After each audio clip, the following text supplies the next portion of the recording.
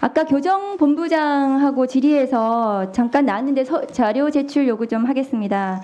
12월 3일 내란 당일날 전국 교도관 학대간부 회의가 있었고 구치소 교도소 룸을 다 비워라, 다 잡혀 들어올 거다, 이런 내용의 회의였다고 저도 제보를 받았습니다. 그래서 법무부에 자료 제출 요구를 합니다. 당일 계엄 관련, 그러니까 당일이면 12월 4일 자정까지 포함한 날짜이겠죠. 계엄 관련 계획을 세우고 대응회의를 한 일체 자료를 요청을 합니다. 교정 당국이 전국 교도관 학대 회의를 아마 영상으로 했다면 그 영상 자료하고 회의록이나 회의 참석자 그런 부분들에 대한 자료 일체를 제출해 주시기를 바랍니다. 네, 질의하겠습니다. 우선 지금 각 수사기관이 너무 서로 윤석열 내란 수계를 잡겠다고 수사를 하고 있어서 제가 좀 당황스럽습니다. 화면 좀 올려주세요. 경찰청 국가수사본부는 조지호 경찰청장, 김봉식 서울청장, 문상호 정보사령관, 노상원 전 정보사령관을 긴급 체포했습니다. 그래서 지금 경찰청 국수본, 고위공직자범죄수사처, 국방부 조사본부가 공조수사본부를 꾸려서 지금 수사를 본격적으로 나선 것으로 보고 있습니다. 근데 다음 거 보여주세요.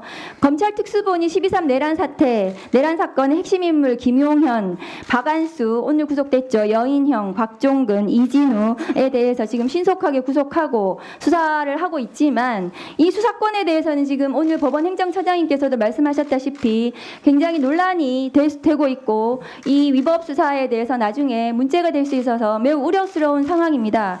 공수처장님 지난 8일 날 검찰과 경찰의 내란 사건 이첩을 요구하셨고 지금 경찰 국수본이 이첩을 했습니다. 맞습니까? 네. 근데 일부 사건 이첩 네, 일부 받았습니다. 이첩 받으셨는데 지금 검찰은 이첩 안 하겠다고 다음 거 보여주세요. 요구를 거부했는데 오늘 또 언론 보도 보니까 이첩을 검토하고 있다고 언론 보도는 나왔습니다. 그런데 공수처법 24조에 따르면 이첩 요구에 응하여야 한다고 되어 있는 거 맞습니까? 네, 맞습니다. 강행 규정이고 의무 조항입니다. 네, 검찰이 지금 이첩 안 하고 있는 것은 강행 규정 위반으로 문제가 될 수 있습니다. 12.3 기사 내란 선포 직후에 밤 11시 전후로 추정되는 시간에 여인영 방첩사령관이 정성우 방첩사 1처장에게 계엄 관련 임무를 지시했고 정우성 1처장이 4개 팀장들에게 검찰과 국정원에서 올 거다. 중요 임무는 검찰과 국정원이 할 테니 그들에게 지원만 하면 된다라고 검찰과 국정원을 언급했다는 것이 지금 언론 보도로 났고 그것이 드러났습니다. 그러면 지금 검찰은 이 사건, 내란 사건의 수사 대상이지 수사 주체가 될 수 없다고 생각합니다. 이 검찰이 이 내란 사태 당시에 어떤 식으로 이 대통령 혹은 대통령실과 공모했는지 이 계엄사령부하고 공모했는지 부분에 대해서 나중에 수사로 다 밝혀져야 된다고 생각합니다. 왜냐하면은 이것은 당연히 검찰과 뭔가 공모가 있었기 때문에 검찰이 올 거다. 대검의 포렌식 센터가 선관위의 서버를 포렌식 할 거라는 것이 서로 간에 어쨌든 공모가 있었던 것으로 추정이 되는 거 아니겠습니까? 그럼 내란 사건의 공조 세력입니다. 법무부 차관님, 네. 검찰청법 4조 2항에 따르면 게다가 검사는 자신이 수사 개시한 범죄에 대해서는 공소 제기할 수 없다고 검찰청법 4조 2항에 되어 있습니다. 네. 그 조정 알고 계시죠? 네, 그렇습니다. 그러면은 이 특수본에서 김용현 등등 수사하고 있는데 이거 기소를 하게 되면 특수본의 기소가 검찰청법 4조 2항 위반이 될 수 있습니다. 수사를 개시한 검사가 기소를 한 것으로 해석될 여지가 있기 때문에 그러니까 지금은 이 검찰의 수사는 수사 자체도 위법성이 있고 나중에 기소를 하더라도 검찰청법 위반 소지가 있습니다. 그래서 검찰은 이 사건에서 손을 떼야 됩니다. 다음 거 보여주세요. 피의자 윤석열은 4년 전 법무부에서 제가 감찰할 때 감찰 조사를 저렇게 거부했습니다. 대면 감찰을 계속 거부했고 방문 조사를 하러 간 검사들을 다 돌려보내서 쫓아보냈어요. 그리고 방문 조사 요구서를 다 갑자기 대검찰청에 있는 어떤 검사가 법무부에 쫓아와가지고 던져놓고 갔어요. 원래 피의자 당시에 총장, 검찰총장, 감찰 대상자는 성실하게 감찰 조사를 받아야 합니다. 그럼에도 불구하고 감찰을 불응했고 그 감찰 불응도 비의 사실에 들어가 있습니다. 당시에 법무부 징계 당시에. 그런데 지금 내란숙의 윤석열의 공조본부 혹은 검찰의 조사 출석 요구에 대해서도 지금 불응하고 있는데요. 공수처장님, 형사소송법 200조의 1항에 따르면 피의자의 출석 요구에 불응한 경우에 체포영장을 하도록 되어 있지만 출석 요구에 불응할 우려가 있는 경우에도 체포영장을 할 수 있습니다. 그런데 오늘 공조본부가 피의자 윤석열에 대해서 출석 요구서를 어제부터 계속 갖다 주려고 했는데 거부하고 오늘은 또 반송됐다고 합니다. 맞습니까? 지금 관저에서 수치를 거부한 것으로 제3자가 나왔습니다. 받으면은 그것은 송달이 되는데 제3자도 받지 못하게 하는 것 같아요. 이것도 직권남용입니다. 직권남용이 될 수 있습니다. 그런데 어쨌든 이 출석 요구서 안 받고 뭔가 절차를 지금 지연시키고 이 절차에 지금 응하지 않고 있어요. 그러면 출석 요구에 불응할 우려가 있는 겁니다. 체포영장을 바로 치십시오.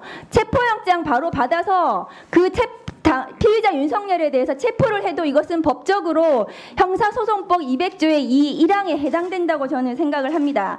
박근혜 전 대통령에 대한 탄핵 결정문에 따르면 박근혜 대통령이 최순실 국정농단 특검과 검찰 수사에 불응한 것은 그것 자체로 헌법 수호를 할 의지가 없다고 보여진다. 그래서 그것은 파면 사유에 해당한다고 결정문에 나와 있습니다. 당시에 대통령이 최대한 특검과 검찰 수사에 협조하겠다고 말해놓고 그것을 위반했기 때문에 이 조사에 불응한 것은 대통령이 헌법 수호 의지가 없다. 그렇기 때문에 파면할 수 있다. 이렇게 결정이 되어 있어요. 지금 피해자 윤석열이 공조본부와 검찰 수사에 불응하는 것 자체로 헌법 수호 의지가 없는 겁니다. 그 자체로 파면 사유가 될 수 있습니다. 따라서 공조본부에서 피해자 윤석열에 대해서 반드시 체포영장을 발부하셨으면 좋겠습니다. 네, 잘 알겠습니다. 네, 뭐요? 김용민 의원이 발언에 대해서 해명했는데 전혀 그 해명과 실제 다른 내용을 파악하고 있는 내용이 아닙니다.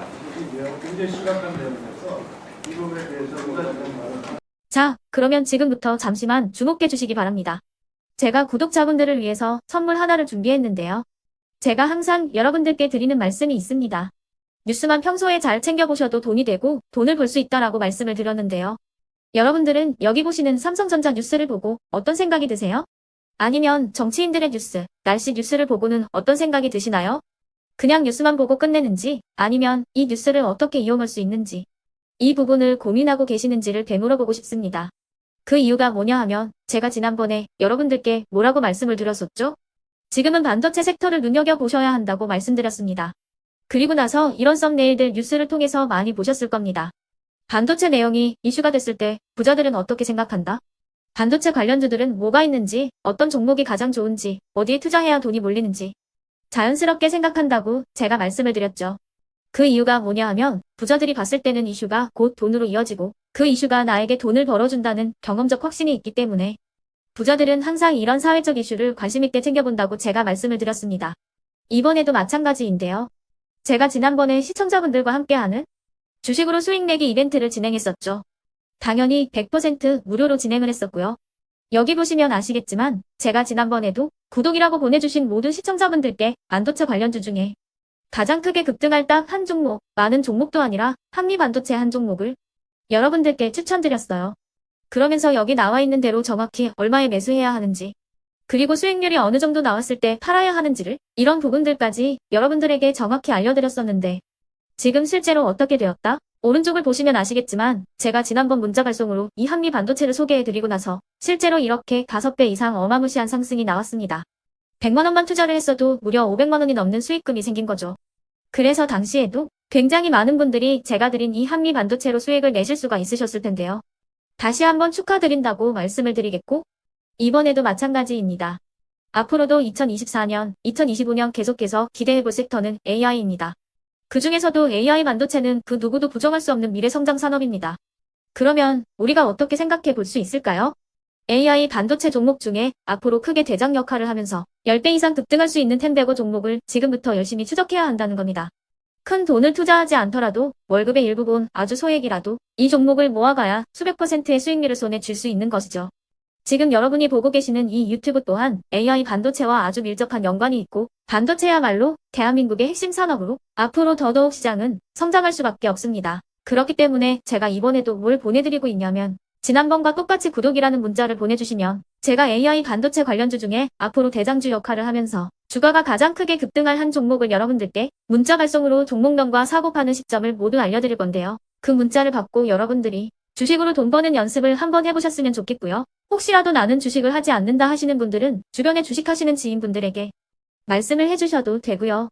아니면 연세가 있으셔서 투자가 어렵다 하시는 분들은 이 종목을 자녀분들에게 한번 사봐라. 이걸로 한번 수익을 내봐라. 이렇게 조언을 해주실 수도 있는 거겠죠.